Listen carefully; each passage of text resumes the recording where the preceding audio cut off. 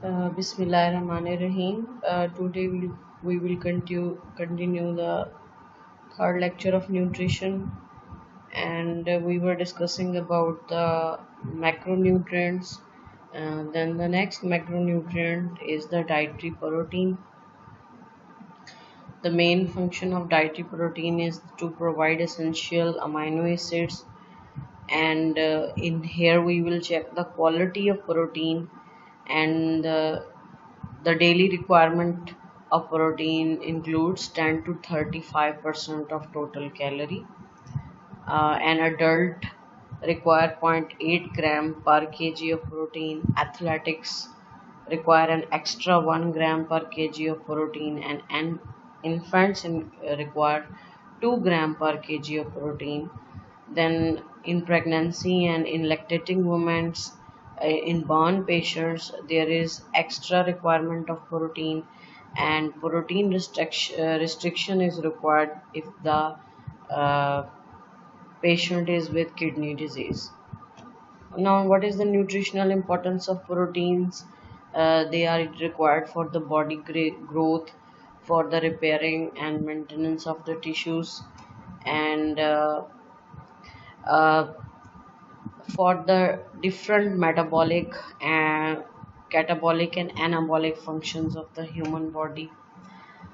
If there is excessive intake of protein or low intake of carbohydrates and fats, then body will use mainly protein as an energy source and degrades the body proteins. Now for protein in nutrition, it is most important to check the quality of protein कि हमारी जो protein है उसकी amino acid composition क्या है। और इसके लिए हमारे पास डिफरेंट पैरामीटर्स हैं जो कि प्रोटीन की क्वालिटी को चेक करते हैं, जिसमें biological value, protein efficiency ratio and chemical score. Now, protein quality is important because we want to study that is it able to provide all the essential amino acids required for the tissue maintenance. तो हमारे पास protein digestibility corrected amino acid score as a standard है जो कि protein की quality को evaluate करता है. This amino acid score is a method to balance the intake of poor quality protein and high quality dietary protein. Now protein from the animal sources is high quality protein. Why it is called high quality protein? Because it contain all the essential amino acids that is required for the maintenance of the tissues of human body, and the sources include meat, poultry, milk and fish.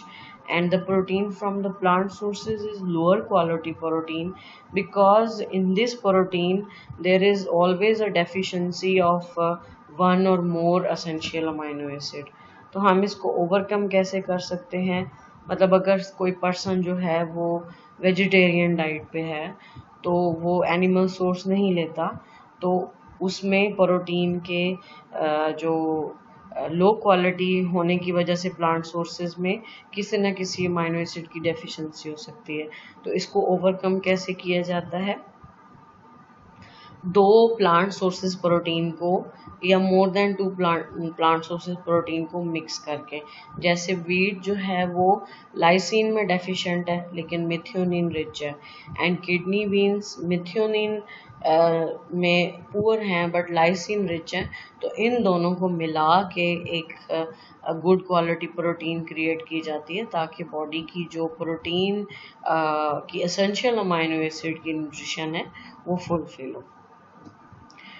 Now, biological value, it is defined as the percentages of absorbed nitrogen retain in the body, और हमने कितनी absorb की और कितनी उसमें से retain हुई. And it is the measure of the efficiency of protein as a supply of essential amino acid.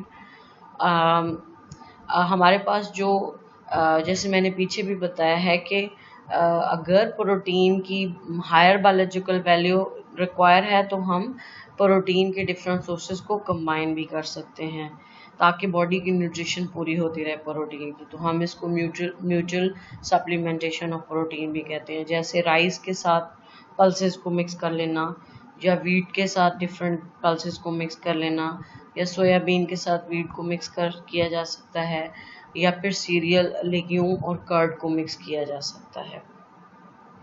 Commercially fortification method से प्रोटीन की बायोलॉजिकल वैल्यू को इम्प्रूव किया जाता है, जिसमें डिफरेंट प्रोटीन के एसेंशियल अमाइनो एसिड्स या लिमिटिंग अमाइनो एसिड्स को ऐड किया जाता है। And then vegetable proteins can be fortified with their limiting amino acid included lysine, methionine, threonine and tryptophan. Now assessment of nutritive value of protein कि आप protein की nutrition को कैसे assess कर सकते हैं। उसके लिए 4 पैरामीटर्स हैं, जिसमें protein efficiency ratio, digestibility coefficient, chemical score and net protein utilization है।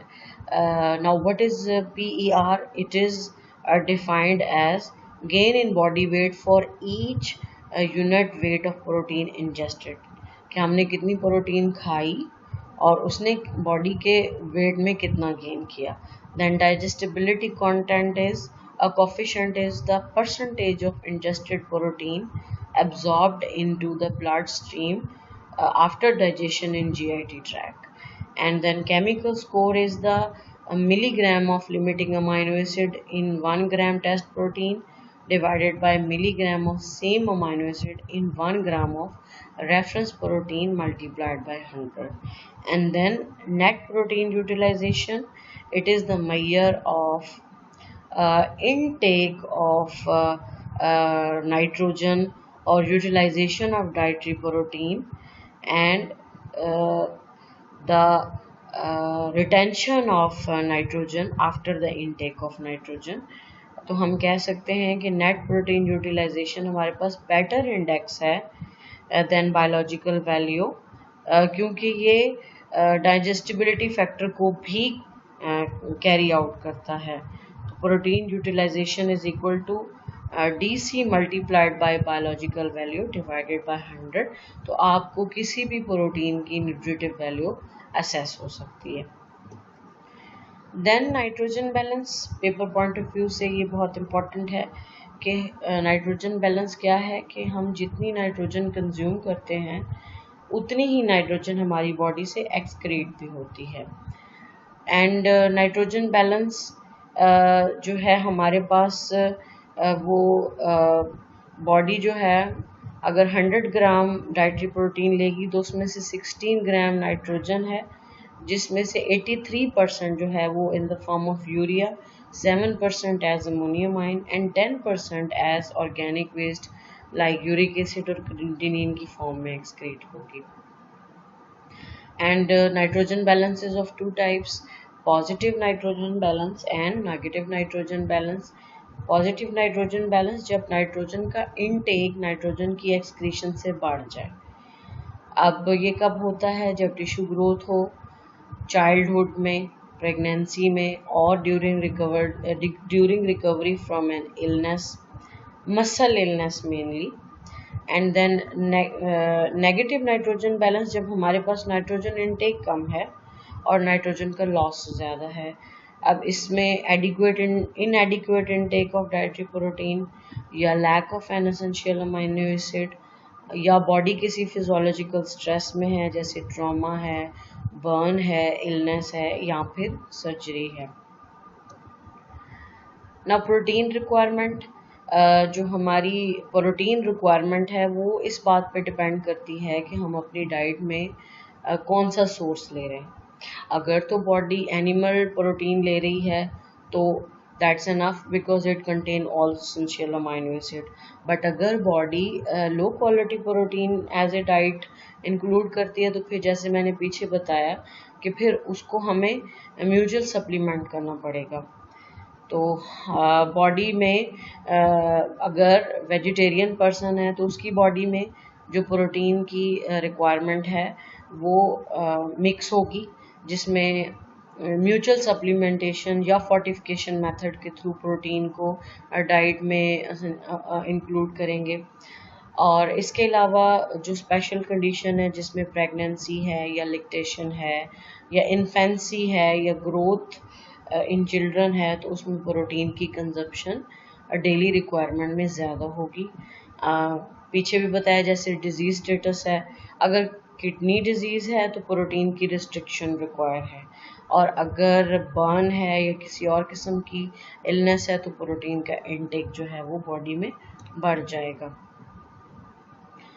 Now consumption of access protein, अगर हम अपनी रिक्वायरमेंट से ज़्यादा प्रोटीन इनटेक करते हैं तो उसका कोई ख़ास फ़ायदा नहीं है बॉडी को। अगर बॉडी एक्सेस प्रोटीन कंज्यूम करेगी तो प्रोटीन की डीएमिनेशन होगी और जो हमारे पास कार्बन स्केलेटन आएगा वो फैटी एसिड की सिंथेसिस में इस्तेमाल हो जाएगा। और अगर एक्सेस प्रोटीन लेंगे तो हमारी बॉडी से यूरिनरी नाइट्रोजन की फॉर्म में एक्सक्रीट होगी, और वो जो नाइट्रोजन है वो अपने साथ कैल्शियम को भी एक्सेस में एक्सक्रीट करेगी। तो फिर बॉडी में जो है वो किडनी स्टोन्स के चांसेस और ऑस्टियोपोरोसिस की डिजीज़ का जो है वो चांस बढ़ जाएगा। Then protein sparing effect of carbohydrate, जैसे आपको पीछे बताया है कार्बोहाइड्रेट में भी और यहाँ प्रोटीन में भी कि प्रोटीन हमारी बॉडी में एनर्जी सोर्स के तौर पे नहीं इस्तेमाल होती, बल्कि ये हमारी बॉडी का बिल्डिंग ब्लॉक है और ये हमारी बॉडी के डिफरेंट फंक्शंस में इम्पॉर्टेंट है। और हमारी बॉडी जो है वो एनर्जी सोर्स के तौर पे कार्बोहाइड्रेट लेती है। तो अगर इनटेक ऑफ कार्बोहाइड्रेट लो है तो हमारी बॉडी जो है वो प्रोटीन को ब्रेक डाउन करेगी या डीग्रेड करेगी, ताकि अमाइनो एसिड्स की डीएमिनेशन से जो कार्बन स्केलेटन बनेगा उससे ग्लूकोज बनाया जा सके, और वो ग्लूकोज मेनली हमारे नर्वस सिस्टम को फ्यूल के तौर पे रिक्वायर होता है। तो अगर हम कार्बोहाइड्रेट इनटेक प्रॉपर रखेंगे तो बॉडी जो है वो अमाइनो एसिड्स को या प्रोटीन की ब्रेकडाउन को नहीं कैरी आउट करती। अब अगर आपको एग्जांपल दी जाए, जैसे हम फास्टिंग करते हैं या हम स्टारवेशन में जाते हैं, मतलब हमने नहीं खाया 2 से 3 दिन कुछ, तो फिर जो है वो बॉडी अमाइनो एसिड्स को डीएमिनेट करेगी, प्रोटीन को डीग्रेड करेगी, ताकि इनकी डिग्रेडेशन से ग्लूकोज की सिंथेसिस हो और हमारा ब्रेन जो है वो ग्लूकोज को एज ए फ्यूल इस्तेमाल हो। तो इसलिए हमें डेली रिक्वायरमेंट में कार्बोहाइड्रेट्स रिक्वायर हैं ताकि प्रोटीन स्पेयर रहे, ताकि हमारी बॉडी के जो मसल्स हैं उनकी प्रोटीन की ब्रेकडाउन या डिग्रेडेशन ना हो। तो हम इसको कहते हैं कि ये protein sparing effect of carbohydrates है। Disease status regarding protein nutrition is protein energy malnutrition या प्रोटीन कैलोरी मेल न्यूट्रिशन है। ये कब होता है? जब पर्सन जो है वो प्रॉपर इनटेक ऑफ प्रोटीन नहीं कर रहा और हमारे पास जो है वो लो इनटेक ऑफ प्रोटीन में डिप्रेस इम्यून सिस्टम आएगा, जिसमें हमारी बॉडी जो है वो इन्फेक्शन को रेजिस्ट करने की एबिलिटी लो कर लेती है। अब हमारे पास 2 मेन डिजीजेस हैं प्रोटीन मेल न्यूट्रिशन की। One of them is kwashiorkor and other is marasmus.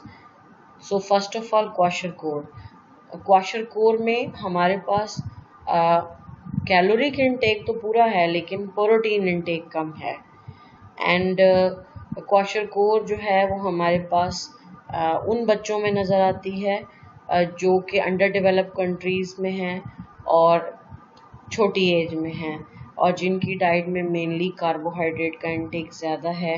अब जो हमारे पास सिम्टम्स हैं उसमें चेक्ड बॉडी ग्रोथ है, स्किन लायन है, डीपिगमेंटेड हेयर्स हैं, एनोरेक्सिया है, फैटी लिवर है और अडीमा है, और बॉडी में सीरम एल्ब्यूमिन की कंसंट्रेशन जो है वो कम हो जाएगी। एंड कैलोरिक इनटेक कार्बोहाइड्रेट का ज़्यादा है तो इंसुलिन लेवल जो है वो लिपोलाइसिस और प्रोटियोलाइसिस को सुप्रेस कर देगा। तो हम कहेंगे कि क्वाशरकोर हमारे पास नॉन अडेप्टेड मेल न्यूट्रिशन है। देन मेरास्मस है जब हमारी बॉडी में कैलोरिक इनटेक कम हो और प्रोटीन इनटेक जो है वो नॉर्मल हो, तो हमारी बॉडी कैलोरिक इनटेक डेप्रीवेशन की वजह से प्रोटीन की रिडक्शन क्रिएट करती है। और इसमें मेनली जो है वो 1 साल से छोटा जो बच्चा है जिसको ब्रेस्ट मिल्क कम दिया जाए और उसको सप्लीमेंट फूड ज़्यादा दिया जाए, तो वो प्रोटीन और कैलोरिक न्यूट्रिशन में दोनों में डेफिशिएंट हो जाएगा। अब जो हमारे पास सिम्टम्स हैं उसमें ग्रोथ स्टॉप हो जाएगी, एक्सट्रीम मसल वेस्टिंग है, लॉस ऑफ सबक्यूटेनियस फैट है, वीकनेस है एंड अनीमिया है। Now, cachexia is a wasting disorder which is characterized by loss of appetite and loss of muscles, and it is seen with number of diseases like cancer and pulmonary and renal diseases. Here is the biochemical changes which are present in marasmus and kwashiorkor, जो कि आप पीछे भी पढ़ के आए हैं, तो आप इसको डायग्रामेटिकली भी देख लें। That is what is the effect of effect on the body, like anaemia, BMR पे क्या इफेक्ट होता है, सीरम प्रोटीन पे क्या इफेक्ट होता है, और हमारे प्लाज्मा लेवल पे क्या इफेक्ट होता है, लिवर पे क्या इफेक्ट होता है, एंड देन हमारे कार्बोहाइड्रेट मेटाबॉलिज्म पे क्या इफेक्ट होता है, and there is effect on serum enzyme. Thank you so much for today's lecture. If you have any question regarding this lecture, then please let me know in the comment section.